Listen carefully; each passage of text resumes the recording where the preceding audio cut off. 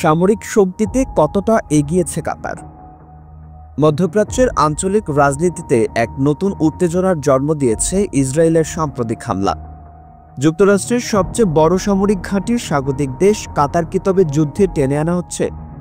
কাতারের রাজধানী দোহার একটি আবাসিক এলাকায় ইসরায়েল নজিরবিহীন হামলা চালায়।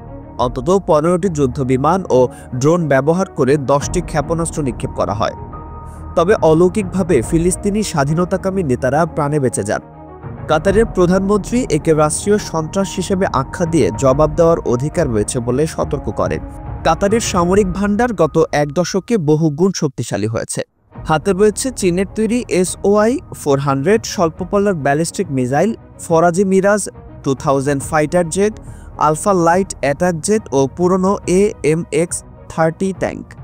সাম্প্রতিক সময়ে তারা অর্ডার দিয়েছে প্রায় 100টি রাফায়েল যুদ্ধবিমান, German Leopard 2A7+ tank, AH-64E Apache helicopter ও প্যাট্রিয়ট মিসাইল ডিফেন্স সিস্টেমের। 2024 সালের জুলাই থেকে তুরস্কের 6টি F-16 যুদ্ধবিমানও কাতারে অবস্থান করছে, যা ইতিমধ্যে 1000 ফ্লাইট আওয়ার সম্পন্ন করেছে। এতে কাতারের বিমান বাহিনীর সক্ষমতাও আরও বেড়েছে।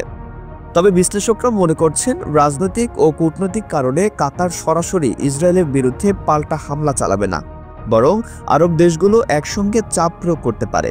অন্যদিকে প্রশ্ন উঠেছে, মার্কিন সেনারা কাতারে ঘাঁটি নিয়েও কেন ইসরায়েলের হামলা ঠেকালো না? এতে যুক্তরাষ্ট্রের সঙ্গে কাতারের দূরত্ব বাড়তে পারে এবং কাতার হয়তো ঝুঁকতে পারে চীনের দিকে।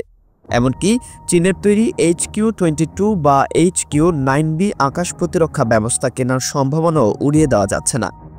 এক দশকে কাতার তাদের সামরিক শক্তি বহুগুণ বাড়িয়েছে, কিন্তু আঞ্চলিক রাজনীতির টানাপোড়েনে দেশটি কতটা স্বাধীনভাবে সিদ্ধান্ত নিতে পারবে এখন সেটিই দেখার বিষয়।